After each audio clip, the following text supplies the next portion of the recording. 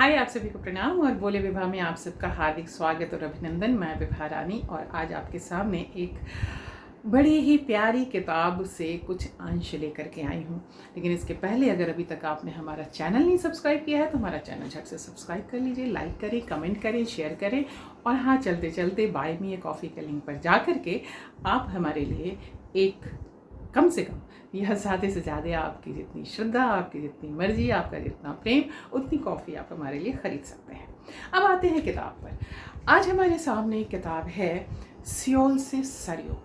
इसकी लेखक हैं डॉक्टर सुनीता।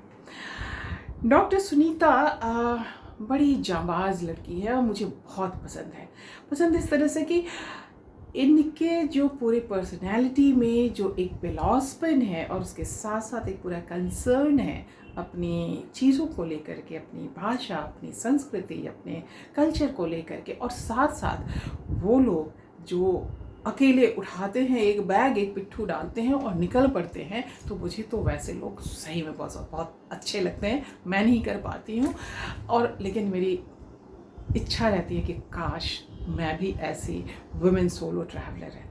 जी हाँ, डॉक्टर सुनीता बहुत अच्छी समीक्षक हैं, बहुत पढ़ाकू हैं और ये उनका कहानी संग्रह है सियोल से सरयू।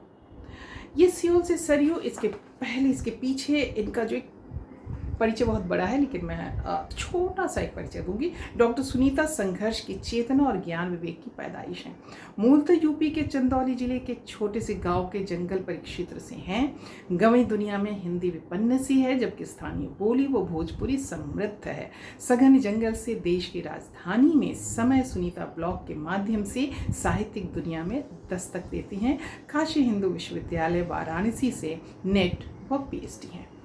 और इसके अलावा भी और पूरा लंबा परिचय है। आप जब ये किताब लेंगे तो आपको ये पूरा परिचय और साथ साथ इनके लेखनी की वानगी भी आपको मिलेगी। यह किताब प्रकाशित हुई है वनिका प्रकाशन से। डॉक्टर नीरज शर्मा ने इसे प्रकाशित किया है। इसमें 5 कहानियाँ हैं सियोल में सरयू तक।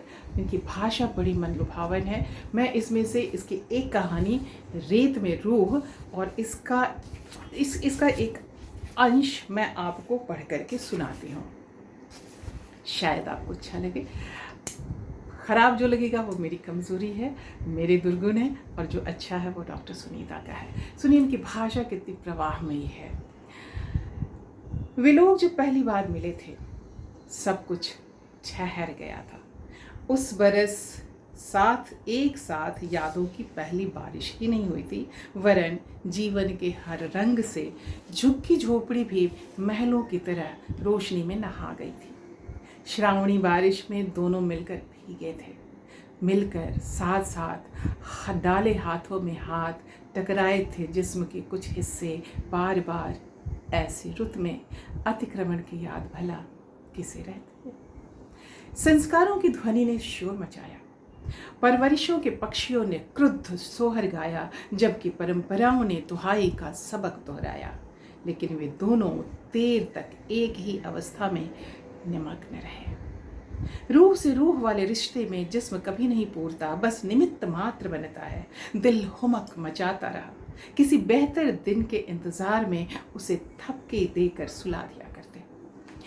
उस वक्त से अब तक दिल के आंगन में तो केवल एक ही थी, जो जाने क्यों चुपके से ओझल हो गई। गिले शिकवे के शब्द बेमानी लगते हैं। बताते बताते वे रो पड़े। मेरे साथ ही क्यों, फिर क्यों, आखिर क्यों? असंख्य क्यों अंतरिक्ष में जवाब की प्रतीक्षा में मृत्यु को प्राप्त हो गए हैं या त्रिशंकु बन गए। उन सभी के आंसुओं की धार से नदी की उत्पत्ति। रेत में नदियों का उद्गम होते ही थार की तपिश ठहर गई। आपका क्यों वहां की भीड़ में गुम हो जाना है। कितनी कोमल कल्पना है। ऊंट की प्यास और रेत में हड्डी कभी न सूखे दिखते अगर ऐसा हुआ होता। काश कर्मनाशा की जगह रेतनाश नदी का उद्भव हुआ होता तो जलधारा बह रही होती। तब रेत की कहानियां किसी और शैली में कहीं जा रही होती। इस तरह से दामन छुड़ाकर बहुत पहले निकल पड़ी आप उस आखिरी सफर की ओर। जहाँ से आज तक कोई न लौटा। वैसे उसे मैं रोकता भी तो किस हक से। इस नामुराद दुनिया ने जड़ता में जातीयता का जहर धमनियों में भर दिया है। नफरत की एक अनमिटती वार। दीवारों की भी उम्र होती है, सलसला कर गिरती हैं। उसकी गुमशुदगी की अनगिनत टीस कसक बनकर रगों में दौड़ती रही। जिसमें चला गया उसकी रूह तो रेत में अब तक धंसी है। अब नहीं बुलाऊंगा, याद रखना। उन्होंने खींच कर उंगली आसमान की तरफ उठा दी। अब खुद पीछे पीछे चला जाऊंगा उसके पास। खत के मजमून मन को बोझिल कर देते हैं और बोझिल। लाश में भुल्लन दादा के शब्द में उनकी पत्नी की भूली आत्मा को देखते ही घबरा जाती है।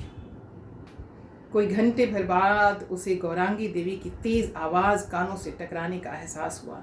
उसने महसूस किया कि वह रजाई में दुबकी हुई है। ठिठुरती रात में बिस्तर में ही रेगिस्तान की रेत लिहाफ की तरह रात भर साथी बनी रही।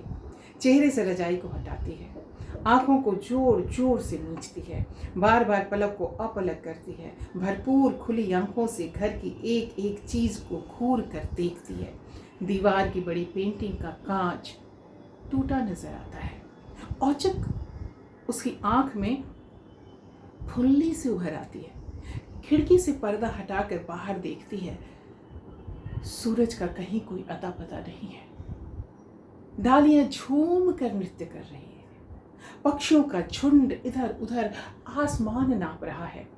छुटकू चिड़िया डालियों की फुनगी पर फुदकने में मगन है। इस डाल से उस डाल तक उधम मचाते वृंदगान से मन की बोझल संवेदना को अपने मधुर स्वर से खुरचने लगते हैं। अक्षत ने ठीक ही कहा था, मैडम जी, रेत का अपना कहाँ कोई घर होता है। विस्थापित लोग भी रेत जैसे ही हैं, नींव बन जाने के काम आते हैं, कंगूरे के साक्षी बनते हैं। उनका खुद के लिए सपने देखना गुनाह है। पनाह कोई नहीं देता है, नसीहत सब देते हैं। रेत मुट्ठी में हो या मोटरी में, वो दोनों में नहीं समाती। भला हमें कौन समोआएगा। अक्षत के तर्क में दम तो था। जिनके साथ प्रकृति ने न्याय नहीं किया, उनके साथ प्रवृत्ति के शिकार दृष्टि वाले शिकारी मानव क्या न्याय करेंगे। वह उठकर बैठ जाती है, अंगड़ाई लेती है, कलाई घड़ी के बजाय मोबाइल उठा करके देखती है। दोपहर के 12 बज रहे हैं। माथे पर हाथ रखती है, उंगलियों के पोरों से दिमाग को खुजलाती है, सोचती है। देश में हालात तेजी से बदल रहे हैं। राजनीति का चेहरा भोथरा होता जा रहा है। विभत्स हिंसा से प्रकृति चीत्कार कर रही है। अर्थव्यवस्था की कमर कमजोर होकर लचक गई है। शायद जल्दी ही टूट भी जाए।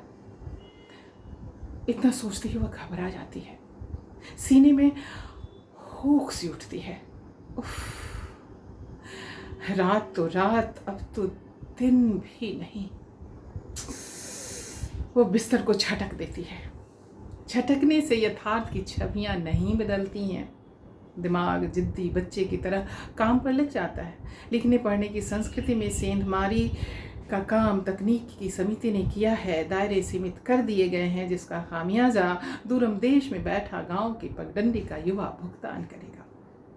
रैली सभा के कंधे पर बैठा केवल युगिया का बेताल ताल ठोक कर मैदान में केंचुआ सभा आयोजित करता है और मानव को भूखे रहकर जीने का प्रशिक्षण देने लगता है। उसने शिद्दत से महसूस किया कि उसकी रूह रेत में गुम हो गई है। उसकी उलझन बढ़ जाती है और वो हड़बड़ा कर उठ बैठती है। एक रात की कहानी में सर्दियों का दर्द ज्वालामुखी की तरह जमा हो रहा है। विस्फोट होना एक दिन तय है। अक्षत, तुम देखना। तो ये थी कहानी का एक अंश, रूह में रेत, और जो लिखा हुआ है डॉक्टर सुनीता का, और जो इस कथा संग्रह सियोल से सरयू तक में है, आप सब इस किताब को ज़रूर लें। वनिका प्रकाशन से ये प्रकाशित है, और आप कहेंगे तो हम इसका लिंक भी, अमेज़न लिंक भी हम डाल देंगे। तब तक के लिए चलिए हमें आज्ञा दीजिए, हम अगली बार फिर कुछ और विषय, कुछ और किताब और उन सब के साथ लेकर के आएंगे। और तब तक के लिए हमें आज्ञा दीजिए। नमस्ते, शब बखैर, अपना ख्याल रखिएगा, क्योंकि आप हैं तो हम हैं। प्रणाम।